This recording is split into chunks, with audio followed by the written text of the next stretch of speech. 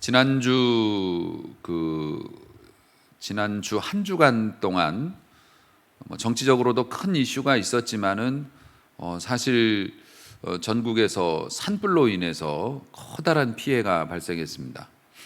도심에 살고 있는 우리들은 그런 것들에 대해서 사실 무감각할 수밖에 없죠. 하지만은 산불이 발생한 지역에 살고 계신 분들은 공포스럽기가 그지없고, 특별히 직접적으로 화재의 피해를 입으신 분들도 계시기 때문에 우리가 불타는 것이 눈에 보이지 않고 냄새가 우리 코에 느껴지지 않으면 잘 모르지 않습니까? 내가 대단한 피해를 입었고, 또 절망적이었던 것은 현대 기술의 총알이라고 할 수 있는 항공기를 동원하고 국가의 가용한 역량을 총동원했음에도 불구하고 진화가 되지 않아 가지고 그냥 계속 따라가면서 물 붓는 게 일이었는데, 결국에 산불이 이제 꺼졌죠. 어떻게 꺼졌나요? 비가 와서 꺼졌어요.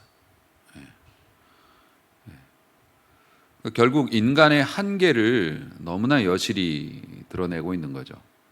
하나님께서 비를 주시지 않으면 아마 지금도 타고 있었을 거예요. 아무리 노력을 해도 온 산에 붙는 불을 어떻게 끄겠습니까? 사실 인간의 힘으로. 어디 산불뿐이겠습니까? 지금 코로나가 거의 3년째 세상을 태우고 있습니다. 이제 각 가정 방문하고 있어요, 요즘에는. 그래서 돌아가면서 저희 교회 안에서도 코로나로 인해서 여러 가정들이 고생을 하시고 그렇게 되고 있습니다만은, 결국 하나님께서 그 모든 것에 대해서 꾸지람을 내리시기 전까지는 인간이 아무리 노력해도 사실 이제 거의 자포자기 아닙니까? 우리 하나님께서 속히 이러한 것들에 대해서도 뜻이 있으셔서 이런 상황이 되는 것을 허락하셨겠지만은, 우리들이 빨리 마음을 돌이키고 주님을 경외하고, 또 세상 사람들도 환경과 자연에 대해서 좀 다른 마음을 갖고 올바로 섰을 때 하나님께서 이제 멈추어 주실 거라고 생각하는데, 그런 날이 우리 하나님의 은혜로 속히 돌아올 수 있게 되기를 소망하며 오늘 말씀을 증거하려고 합니다.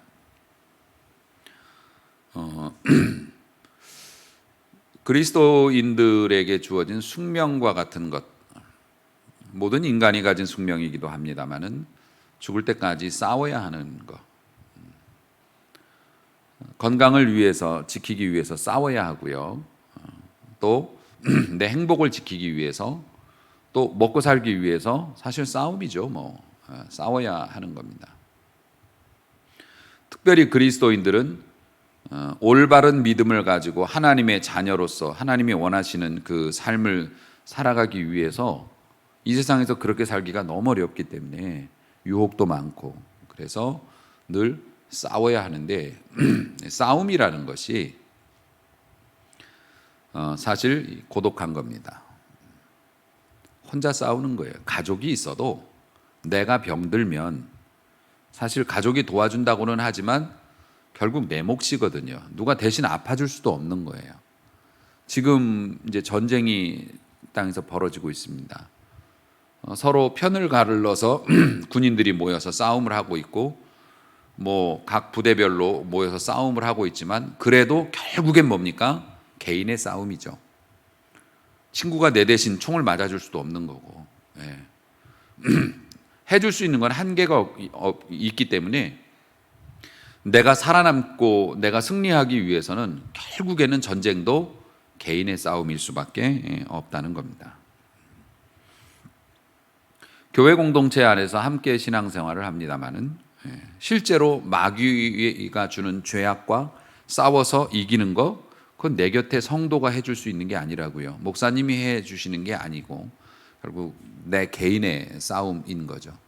하나님 앞에 가서 서는 것도 아무리 우리가 열심히 같이 신앙생활했어도 따로따로 가서 혼자 서고 개인의 것을 판단받을 수밖에 없고요. 그러니까 영적 전투, 인생은 각계 전투예요. 그렇습니다. 혼자 싸우는 거고, 혼자 싸우니까 어떻게 해요? 외롭죠. 외로움을 느낍니다. 아침에 교회 나오기 전에 눈을 뜨고 잠깐 뉴스를 봤을 때 제 눈에 딱 걸린 뉴스가 뭐였냐면 모든 사람이 모든 남자의 질투를 한 몸에 받았고 모든 여자의 선망의 눈초리를 받았던 세계 최고의 미남이라고 했던 아랑드롱이라고 하나요? 그분이 이제 연세를 많이 드셔서 그렇게 되는데 이제 스스로 안락사를 선택을 했다. 스위스라고 하는 나라에서는 안락사가 법으로 허용이 되어 있다만은요. 그래서 프랑스 분이지만은 이중 국적을 가지고 있어서 자기가 늙는 게 너무 힘들어서 자기는 자기가 원하는 때 스스로 죽기로 결심을 했고 자식들도 동의를 해줬다. 이런 뉴스가 나오고 있어요. 그러니까 세상 사람들의 관심과 부러움을 한눈에 한 몸에 받고 살아왔던 그 사람도 결국 갈 때는 어떻게 해요? 혼자 가는 거예요. 쓸쓸하게. 오죽하면 그 사람이 스스로 죽겠다고 했을까? 혼자 가는 거죠. 그런데 우리 믿는 사람들 사실은 걱정할 필요는 없어요. 우리 운명이 그렇게 각계전투인데 우리 운명은 이렇게 혼자 싸우는 건데 우리는 돕는 분이 계시잖아요. 그러니까 인생은 신앙생활 하는 것과 안 하는 것의 차이가 별로 없어 보이고 심지어는 어떤 때는 신앙생활 하는 게 더 불리해 보일 때도 있잖아요. 금전적으로나 시간적으로나 여러 면에서 내 제약받으니까. 근데 신앙생활 하는 것에 여러 가지 유익이 있지만 그중에 가장 두드러진 유익이 뭐냐면 내가 약할수록 더 좋아져. 세상의 부귀영화를 누리던 사람들은 약할수록 비참해집니다. 스스로 보기에도 그렇고 남이 보기에도 그렇고. 그런데 신앙생활 잘한 사람들은 죽음이 가까울수록 큰 환난을 당할수록 내가 망가졌어도 그래도 거기에서 신앙의 진가가 발휘되기 시작하죠. 나는 비록 약하지만 주 예수는 강하신데 그분은 늙지도 않으시고 망하지도 않으시고 언제나 내 편이 되어 주신다는 거예요. 이게 신앙생활하는 사람들이 가진 굉장한 장점이죠. 그래서 우리가 연약해질수록 신앙생활하는 사람들에게는 더 큰 그 위로와 안식이 있는 겁니다.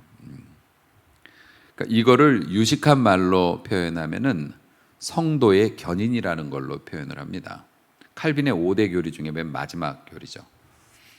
하나님의 주권을 주장한 장로교회의 이제 기본 신앙 사상이기도 하고 칼빈이 5대 교리를 만들었는데 인간은 전적으로 무능하다. 구원은 전적으로 하나님의 손에 있다. 하나님의 주권을 강조한 이제 이런 것 중에서 성도의 견인이라고 하는 게 있어요.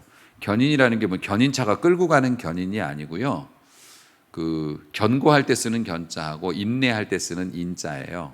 근데 정확한 의미는 뭐냐면은 하나님께서 성도 망하게 내버려 두지 않는다. 이게 성도의 견인이에요. 하나님께서 주신 구원은 세상에 어떤 상황이 와도 무효가 되지 않는다. 왜냐? 하나님께서 돌보시고 끝까지 끌고 가시기 때문에 할렐루야. 인도하시기 때문에 이게 성도의 견인 교리예요. 장로교의 대표적인 교리죠. 한 번 얻은 구원은 취소될 수 없다. 하나님의 열심이 그 사람을 옳은 길로 인도해서 결국 구원을 받게 하고 만다. 이게 그러니까 우리가 견고한 마음으로 인내하는 거예요. 뭐를 믿으니까? 하나님이 끝까지 돌봐주심을 우리가 믿으니까. 그러니까 우리 성도들은 어떻습니까? 삶이 곤란해지거나 예상하지 못했던 어려움을 당하거나 힘든 일을 당하거나 설령 죽음 앞에 서 있다 할지라도 하나님이 나를 버리시지 않아. 그러니까 인생은 각계전투가 아니야. 하나님이 나와 함께 싸워주셔. 할렐루야. 이 교리를 우리가 가지고 있는 것이고 이게 이제 진리이기도 하고요. 근데 사실 현실적에서 보면은 이 하나님의 견인이라고 하는 이 교리를 의심하게 될 만큼 세상 만사가 녹록하지는 않죠.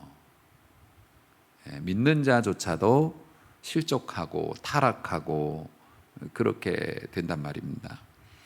그러니까 매일매일 치열한 영적인 싸움이에요. 마귀도 만만치 않거든요.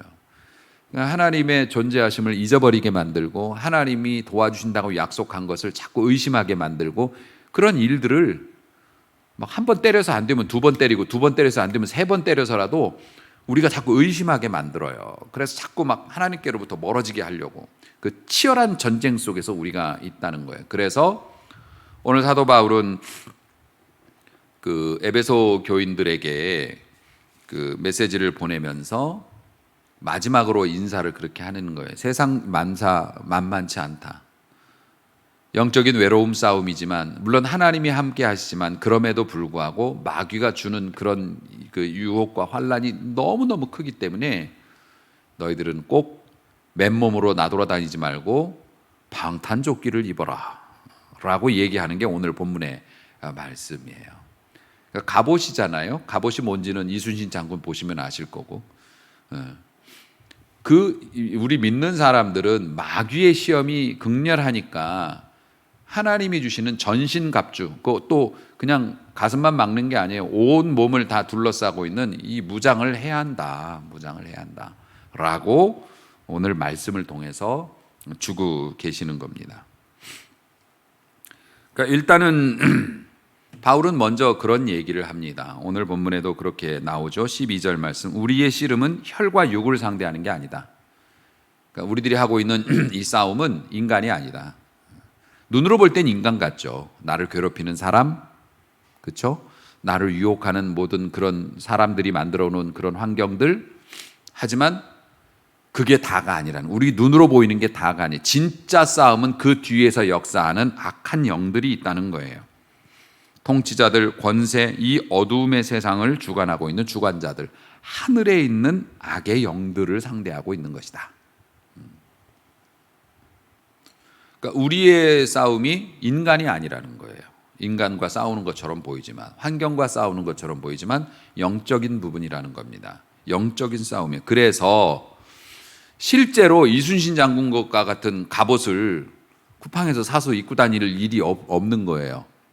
그건 인간과 싸울 때나 입는 거죠. 그러니까는 눈에 보이지 않는 전신 갑옷을 우리가 입어야 한다. 입어야 한다. 눈에 보이는 갑옷은 뭡니까? 우리가 여러 가지로 방어를 하려고 옷을 그렇게 입지는 않죠. 실제 총알이 날라오면야 방탄조끼를 입겠지만은 이런 환경에서는 눈에 보이는, 그러니까 인간적인 갑옷은 뭐예요?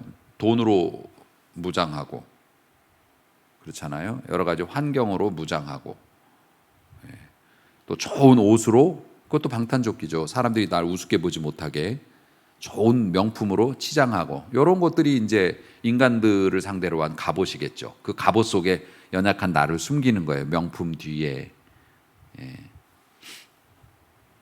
그러니까는 성형 같은 거 하는 경우에도 미용을 위한 성형이라면 뭡니까? 그것도 갑옷이죠. 그 갑옷 뒤에 숨는 거예요.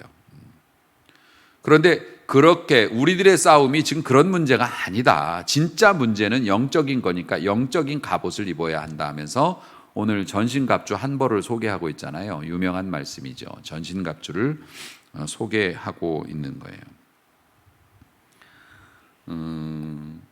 일단은 우리 모든 성도들에게 사도 바울이 요구하고 있는 게 뭐냐면 분별의 은사.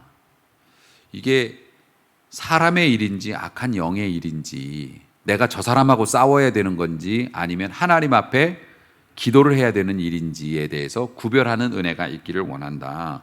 왜냐하면 이게 하나님의 역사인지 또 마귀의 역사인지, 축복도 그래요. 나쁜 것만이 아니라 내게 생긴 어떤 좋은 일, 내게 유리한 좋은 일도 이게 유혹인지 시험인지 이런 거 잘 구별 못하면 헬렐레 하다가 그냥 나가 떨어지는 경우가 있죠. 그러면 어렵게 살 때는 신앙생활 열심히 하던 사람이 좀 이렇게 형편 좋아지고 부유해지면 교회 안 나오고 말썽 부리고 가정이 흔들리고, 이런 이유가 다 분별이 안 돼서 그런 것 아니겠습니까?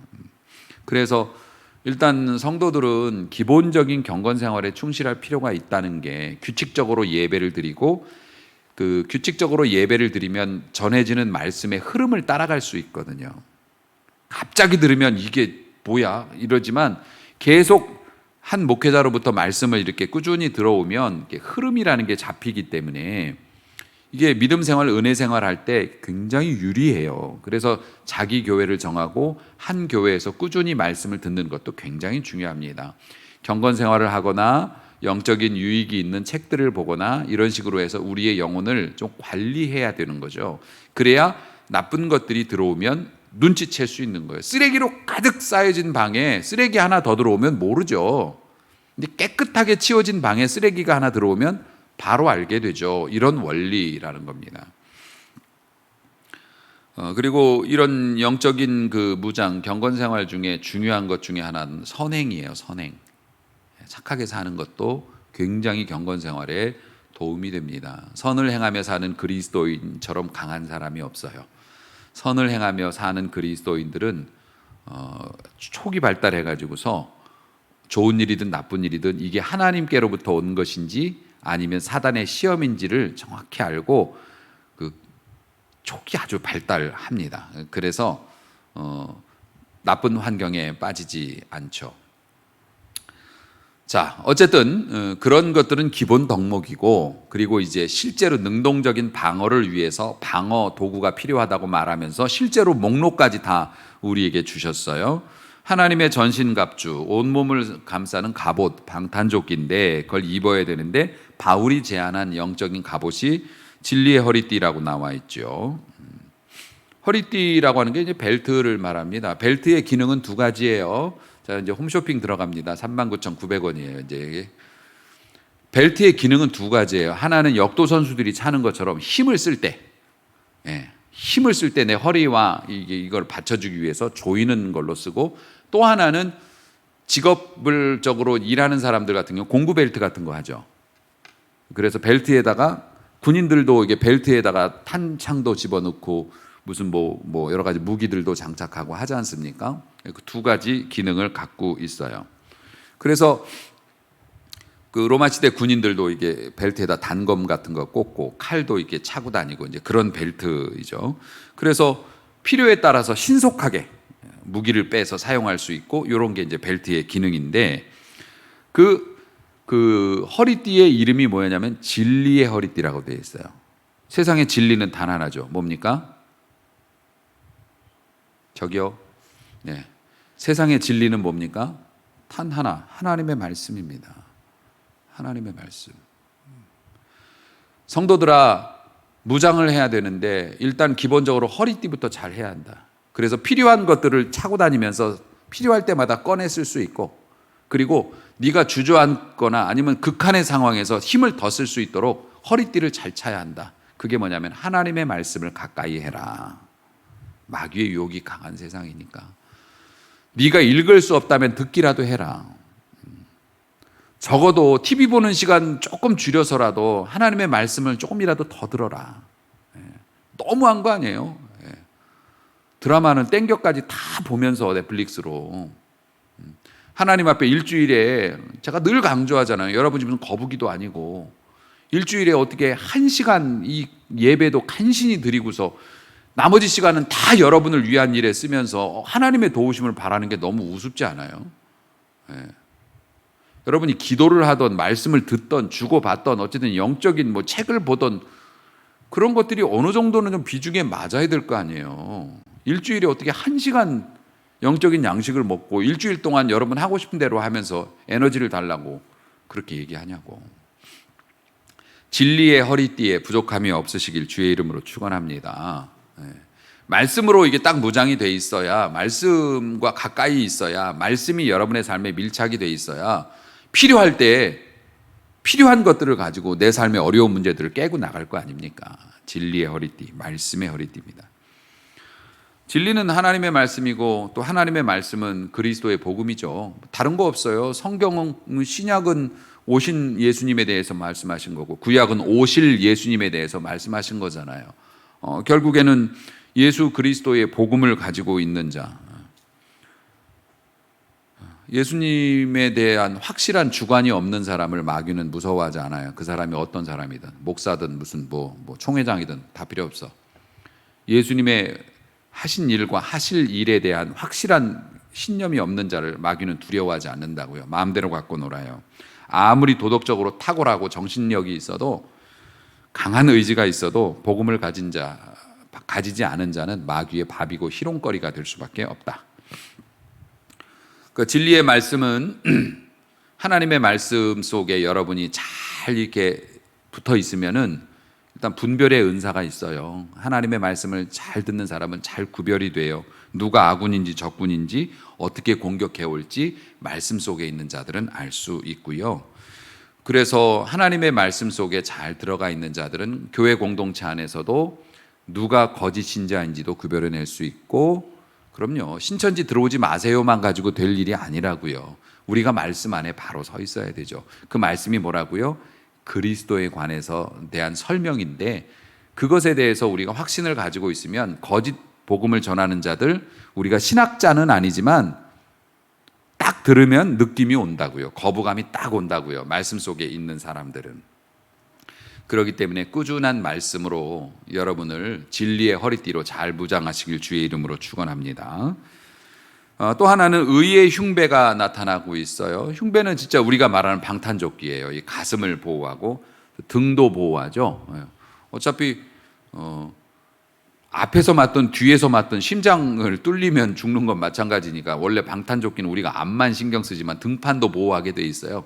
그러니까 몸의 중요한 장기들을 보호하는 거죠. 그게 이제 의의 흉배, 의의 방탄조끼라고 돼 있는데, 의라고 하는 걸로 방탄조끼를 삼으라고요. 케볼라 뭐 이런 거 말고, 철판 이런 거 말고 의로 방탄조끼를 삼으라고요. 의가 여러분의 방탄조끼가 된다고요. 의는 뭐예요? 의. 성경이 말하는 의는 딱 한 가지밖에 없어요. 하나님의 뜻이에요. 하나님의 뜻에 맞으면 의이고 안 맞으면 불의인 거예요. 하나님의 뜻에 맞으면 선이고 안 맞으면 죄인 거예요.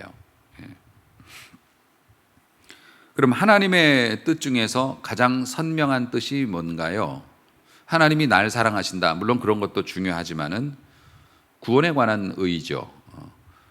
예수 그리스도의 피로 우리가 구원받았다. 이게 가장 선명한 의의예요. 예수님의 피로 내가 구원받았다.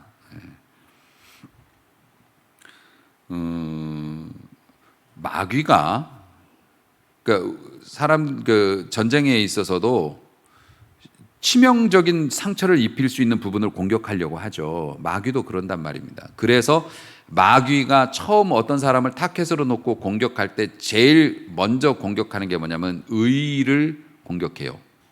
그러니까 우리의 의가 뭐라고요? 나는 예수님의 피로 구원받았다. 이게 의라고요. 근데 이걸 먼저 공격해. 네가 그런 짓을 했는데도, 네가 3번이나 실수했는데도, 네가 이렇게 나쁜 행동을 하고 있고 앞으로도 할 계획이 있는데도, 그래도 네가 예수님의 사랑받아서 그 피로 구원받았을까? 이걸 자꾸 공격해요. 그러면 내가 자이든 타이든 어떤 큰 실수를 범하고 나면 이런 나까지 예수님이 사랑해 주지는 않을 것 같아요. 내가 이런 짓을 해놓고 구원받았다고 말할 수 있을까? 사단이 욥을 참소했죠. 이 욥이 하나님이 축복 주시고 먹고 살만하니까 하나님 앞에서 바른 생활하고 착한 일 하면서 살지, 얘 굶겨보세요, 얘 아프게 해보세요, 얘가 그럴 것 같습니까? 얘가 하나님 찬양하고 하나님께 막 순종하고 그러죠. 얘 어려워져 보세요, 하나님 순종 안 할 겁니다. 그러면서 실제로 어렵게 만들었죠. 어렵게 만들면서 원했던 게 뭐예요? 하나님 원망하라고. 그러니까 의를 부정시키는 거예요. 그러면 심장을 꿰뚫을 수가 있으니까. 근데 하나님이 하신 일이 옳습니다라고 하면서 끝까지 욥은 자기 자신의 운명에 대해서 한탄은 했지만 하나님을 원망하지는 않았다고요. 요거를. 그러니까 하나님을 원망한다는 건 하나님을 부정한다는 거거든요. 못 믿는다는 거거든요. 예수의 피로 우리가 구원받았다는 사실을 의심하고 못 믿는 순간 어떻게 돼요? 뚫리는 거죠. 마귀는 그걸 자꾸 부정하게 참소, 그러니까 옆에서 현실적으로 우리가 이런 존재다라는 걸 자꾸 각인을 시키는 거야. 네가 이런데도 구원받은 거야? 네가 이런데도 신자야? 네가 이런데도 장로야? 네가 이런데도 집사 노릇이 할 수 있어? 네가 예수 믿는다고 말할 수 있어? 어디 뻔뻔하게 기도해? 너는 그런 존재일 뿐이야? 라고 계속 옆에서. 그런데 사랑하는 성도 여러분, 사실 성도가 아무리 죄를 안 지으려고 해도 순종하며 살려고 해도 인간이기 때문에 완전한 순종이 있을 수 없다는 건 우리가 알고 있잖아요. 온전한 의의를 유지할 수 없죠. 그렇기 때문에 그리스도의 의의가 필요한 거잖아요. 내 의의로는 못 막으니까 방탄조끼가 필요한데 그게 그리스도의 의의라고요. 그리스도로 말미암은. 그러니까 무슨 일이 있더라도 내가 의심이 들어도 우겨, 주장해. 우겨요, 주장해요. 뭐라고요? 나는 예수님 피로 구원받은 사람이다. 내가 어쩌다가 이 지경까지 왔지만 난 그래도 구원받은 사람이고 예수님의 피로 구원받은 사람이고 하나님은 한 번 구원해 주신 자를 놓치지 않는다. 나 지금이라도 돌아서면 하나님께서 받아주실 거다. 이게 예수의 의, 예수의 피로 값옷 입은 거예요. 막아내게 될 줄로 믿습니다. 뿐만 아니라 신발도 중요하다고 얘기해요. 좋은 신발을 신어야죠. 신발이 되게 중요합니다. 특히 전쟁이나 아니면 운동같이 어떤 몸 쓰는 일을 하는 사람들에게 있어서 신발은 굉장히 중요하고 공사하시는 분들도 신발 중요하죠. 못 같은 거 찔리지 않도록 하고 무거운 물건 떨어져서 부서지지 않도록 작업하는 그런 기능도 있죠. 군화는 또 군인들의 움직임에 맞게 그렇게 잘 이렇게 설계되어 있고요. 굉장히 중요하죠. 기동력이 되게 중요하고 민첩함이 중요하기 때문에 우리가 하나님 앞에 있어서도 하나님의 축복이 좀 이렇게 높은 거칠은 이렇게 언덕 위에 있어. 그러면 그 위로 올라갈 때 슬리퍼 신는 사람하고 등산하시는 사람하고 이렇게 얘기하니까 꼭 무연의 대통령 되신 분 같네. 잠깐 빗나가면 안 돼. 신발을 잘 챙겨 신는 사람하고 뭐 대충 신는 사람하고는 기동력이나 모든 면에서 차이가 날 수밖에 없고 피하는 데나 공격하는 데나 그렇죠. 차이가 날 수밖에 없죠. 그런데 신발 잘 신어라 라고 바울이 얘기하면서 그 신발의 이름을 뭐라고 했냐면은 평안의 복음으로 준비된 신발이라고 했어요. 평안의 복음. 이게 뭔 얘기일까? 우리는 복음을 증거하기에 합당한 사람으로 살아야 한다라고 얘기하고 있는 거예요. 복음에 어울리는 사람. 목사님, 저 우리 회사에서는 제가 집사한 거 아무도 몰라요.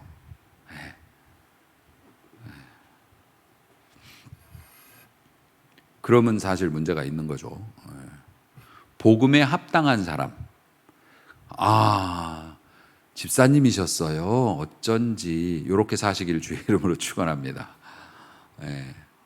그리스도의 복음에 합당한 복음을 내가 전할 수도 있어야 되고 당연히 전해도 내가 부끄러움이 없어야 되고 내가 이 사람한테 복음 전하고 싶지만 회사에서 내가 이 사람한테 한 일과 한 말이 있고 내가 한 행동이 있기 때문에 복음을 못 전해. 그러면 신발 잘못 신은 거죠. 그러면 하나님께서 주시는 축복을 잡으러 갈 때도 늦고 위험을 피할 때도 늦고 험한 길이 만나면 걸어갈 수가 없고 이렇게 되는 거예요. 못 견디고 이렇게 되는 거예요. 복음에 합당한 삶을 살아야 한다. 평안의 복음으로 준비된 신발. 그래서 우리가 복음에 합당한 삶을 살면 남에게도 평안을 주고 우리 자신도 평안하고 신발 잘 신으시기를 주의 이름으로 축원합니다. 그 다음에 믿음의 방패. 방패는 되게 중요하죠. 그 방패의 이름이 믿음이래요. 믿음이라는 소재로 만들어진 방패를 잘 갖고 다녀라. 믿음은 그리스도인의 모든 위험을 막아내는 영적인 무기죠. 사실은 뚫리지 않는 방패를 만들어내면 그 방패를 뚫는 창을 또 만들어내고 이게 뭐예요? 모순이라고 하죠. 한자로는 모순. 그러니까 계속 뚫리지 않는 방패를 만들고 그걸 뚫는 창을 또 만들고 계속 이게 엎치락뒤치락 하는 거예요. 해결이 나지 않죠. 하지만 믿음의 세계에서 모순은 없다. 믿음의 방패는 뚫리지 않는다. 믿음의 방패는. 믿음은 하나님을 기쁘시게 하는 원재료 그리고 그리스도인이 그리스도인답게 살게 하는 힘의 원천. 심지어 믿음의 방패는 능히 넉넉하게 악한 자의 불화살을 소멸한대요. 그러니까 방탄 기능이 있다는 거예요. 옛날에는 활밖에 못 쐈으니까 그것도 아주 맞아 죽으라고 불을까지 붙여가지고 불화살을 쏘았어. 그런 독한 화살도 막아내. 어떻게 막아내요? 능히 막아낸다. 할렐루야. 그러니까 그리스도인들이 자주 넘어지는 이유가 뭐예요? 믿음이 약해지니까 그런 거죠. 믿음이 약해지면 예수님의 하신 일과 하실 일에 대해서 신뢰감이 약해지고 그러면 그냥 지는 거죠. 사랑하는 성도 여러분, 우리가 기도할 때 늘 그런 기도합니다만 우리의 믿음이 견고해지게 도와달라고 그렇게 기도하셔야 합니다. 모자르면 요청해서 받아야죠. 우리에게 그 모든 것들을 제공해 주시는 분은 성령님이십니다. 그리고 성령님은 요즘 전쟁에 보면 뭐 길이 진흙탕이어서 뭐 보급이 못 오고 뭐 보급 오다가 중간에 공격받아 갖고 날아갔고 뭐 이런 얘기하지만 성령님은 그런 거 없습니다. 구하는 자에게 주신다. 아멘. 그러므로 믿음을 달라고 항상 기도해야 돼요. 항상 기도. 그리고 구원의 투구라고 되어 있습니다. 이제 하이바도 써야죠. 헬멧도 써야 합니다. 사실 몸에서 가장 중요한 지체 중에 하나죠. 머리입니다. 머리가 굉장히 중요하기 때문에. 근데 옛날에 로마 군인들이나 뭐 고대 군인들 보면 현대에서는 그냥 헬멧은 그 기능 위주로 썼지만 옛날에 그 군인들은 장식의 의미도 있었고 또 자기들이 숭배하는 신들의 표징을 여기 머리에다 세우고 나갔다고요. 교회가 머리 위에 십자가 지고 있는 것처럼 옛날 로마 군인들은 그래서 이렇게 뭐 빗자루 같은 것도 머리에다 달고 다니고 뭐 권위와 그런 상징으로 이게 헬멧을 그렇게 썼다고요. 근데 우리가 쓰는 헬멧은 뭐냐? 우리가 쓰는 헬멧은 구원의 투구라고 그랬어요. 구원의 투구. 구원의 투구. 구원의 투구에는 당연히 십자가가 이제 박혀 있겠죠. 우리가 쓰는 눈에 보이지는 않지만 그 얘기는 뭐냐면 나는 구원받았다. 뭘로? JMS가 구원해 준 것도 아니고 이만희가 구원해 준 것도 아니고 예수님께서 나를 구원해 주셨고 하나님이 나를 구원해 주셨다. 나는 구원받은 사람이야. 나는 구원받은 사람이야. 이거를 잊지 말고 놓치지도 말고 그건 뭐예요? 나 구원받은 사람이야 라는 게 헬멧이래요. 결국 나 구원받은 사람이야. 그럼 그 다음에 어떻게 나와요? 나 구원받은 사람인데 이깟 일에 내가 마귀가 주는 유혹에 취해가지고서 이거 가서 꿀 한번 빨아먹으려고 나 구원받은 거를 내가 놓치겠어? 천만의 말씀. 나 구원받은 사람이야. 어떤 일이 있어도 겁나지 않아. 하나님이 돌봐주실 거니까. 나 구원받은 사람이야. 구원의 확신을 놓치지 말라는 거예요. 이게 헬멧이라고 얘기하고 있습니다. 다윗이 여호와의 이름으로 나갔어요. 다윗의 헬멧은 하나님의 이름이었습니다. 그 이름은 뭐예요? 모든 것에 승리를 주시는 하나님. 블레셋이고 에돔이고 어디로 가든지 여호와께서 이기게 하셨다. 왜? 여호와 이름을 들고 나갔기 때문에. 예수의 이름으로 그의 보혈로 마귀를 넉넉히 이기게 해주셨어요. 왜냐하면 나를 구원해 주신 걸 보면 알잖아요. 그렇기 때문에 내가 구원받았기 때문에 나도 이길 수 있다라고 믿는 거죠. 넉넉히 승리하시길 주의 이름으로 축원합니다. 마지막 무기 있어요. 요건 이제 공격 무기죠.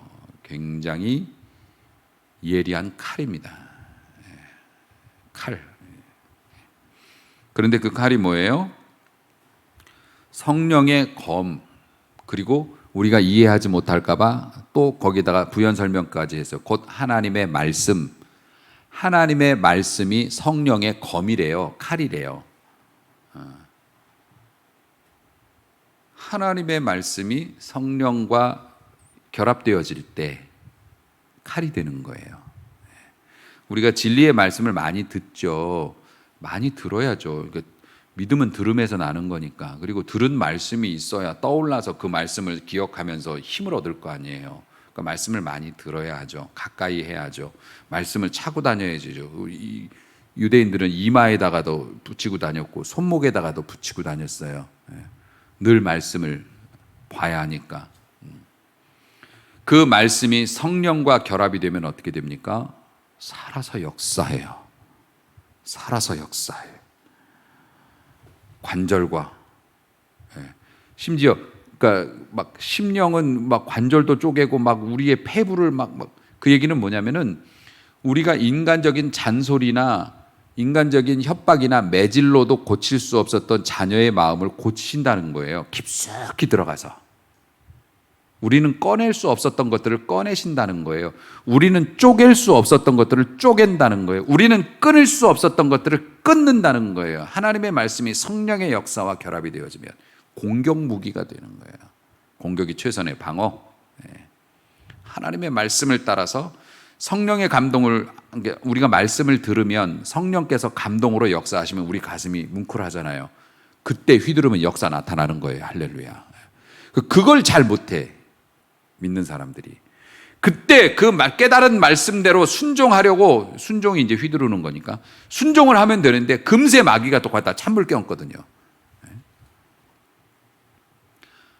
여러분이 무슨 대장간에 쇠냐고, 두드러 맞고 찬물 들어가고 두드러 맞고 찬물 들어가고, 그것도 한두 번이지. 나중에 되면 어떻게 해요? 부러져요. 그냥 쓸모없는 쇠가 되고 맙니다. 마귀가 찬물 끼얹기 전에 휘둘러야 될 거 아니에요. 마음에 뭉클하고 하나님의 말씀을 듣고 결단해서 나 하나님의 말씀대로 살려면은 이걸 없애야 되고 이걸 잘라내고 이걸 내려놔야 되는데, 아니면 이걸 잡아야 되는데 나 그렇게 할 거야 하면서 왜 기다리고 있냐고. 왜 기다리고 있냐고요. 마귀가 와서 물 부을 때까지 기다려요? 그걸 신중한 거라고 말하나요? 아니요. 마귀는 틀림없이 와가지고서, 그러니까 처음 먹은 마음이 하나님이 주신 마음이에요. 시간 지나면 반으로 깎여요. 또 시간 지나면 또 반으로 깎여요. 나중에 보면은 이만큼 하느니 안 하느니 낫겠다 이렇게 돼요. 처음에 먹은 마음이 하나님이 주신 마음이라고요. 그게 뭐예요? 그 순간에는 그게 칼이에요. 칼. 그걸로 휘두르면 안 끊어지는 거 끊어지고, 그걸로 하면은 들어갈 수 없는 곳까지 들어가는 거예요. 그것이 자녀의 마음이든 여러분의 삶을 위협하는 어떤 것이든지 간에 하나님의 역사는 하나님의 칼에서 나오는데, 그 말씀은 성령에 감동된 하나님의 말씀. 할렐루야. 자, 이렇게 성령의 검이, 하나님의 말씀이 악한 자를 쫓아내고 멸하는 능력이 있어요. 우리 자신은 죄악을 버리고 거룩하게 만드는 자르는 능력이 있고요. 그 은혜 아래 여러분이 있기를 축원합니다. 그리고 이제 맨 마지막에 이 모든 것들이 실제로 우리한테 와서 우리가 그걸 입고 싸워야 되는데, 그렇게 하기 위해서 맨 마지막 연결고리가 뭐냐면 기도라고 이야기하고 있어요. 기도. 하나님의 전신갑주를 완성해 주는 마지막 고리가 기도이죠. 그래서 18절에 모든 기도와 간구를 하되, 일단 뭐예요? 성령 안에서 기도를 하라. 이를 위하여 깨어 구하기를 항상 힘써라. 성령 안에서 기도하기를 원합니다라고 기도하라는 거예요. 그러면 성령께서 우리에게 마땅히 어떻게 기도해야 될지, 뭘 위해서 기도해야 될지를 가르쳐 주세요. 그래서 제가 늘 하잖아요. 기도는 일단 그릇된 기도라도 시작하고 보라고. 열심히 기도하다 보면 성령께서 오셔서 기도의 제목을 싹 바꿔 놓아 주셔요. 좋은 기도 제목으로. 실제 하나님의 뜻, 응답이 있는 기도 제목으로 바꿔 놓아 주신다고. 그러니까 기도는 일단 하고 볼 일이죠. 성령 안에서 기도하고, 그리고 여러 성도들을 위해서 구하라. 나만 아니라 내 자식도 기도하는 자식 되게 해주소서. 우리 성도들 함께 기도하게 해주소서. 그렇게 기도하라. 세상의 권력, 힘, 부, 첨단 기술, 여러 가지 모든 것들이 우리를 무너뜨리려고 합니다. 악한 영들이 기세를 부리고 있고요. 사람들이 똑똑해지고 매스컴이 발달해서 막 SNS로 실시간 소통이 되면 진짜 얼척없는 이단 같은데 안 갈 것 같지만 더 가요. 그게 우리 인간의 한계예요. 옛날엔 무식하고 몰라서 전설의 고향 보고 무서워할 때는 그냥 교주가 나타나서 우 한번 하면은, 가짜 기적 한번 하면 사람들이 우 몰려갔지. 지금은 똑똑해가지고서 360도 카메라로 3D로 해가지고서 이게 진짜인지 가짜인지 구별하는 시대가 됐지만서도 그래도 더가. 이게 뭘까요? 결국 이 세상 싸움은 과학도 기술도 교육도 아니에요. 악한 영들의 싸움이라는 거예요. 한번 미혹의 영에 빠지면 답이 안 나오는 거예요. 그렇기 때문에 우린 전신갑주가 필요하다. 결국 뭡니까? 하나님의 말씀을 기본 베이스로 해서 그 말씀을 가까이 하고, 그리고 여러분이 그리스도의 피로 구원받았다는 사실 어느 누가 와서 뭐라고 해도 그거 놓지 말고 꽉 붙잡고 우리 주님을 바라보면서 한 걸음 한 걸음 나아가면 승리하게 해주실 것이다.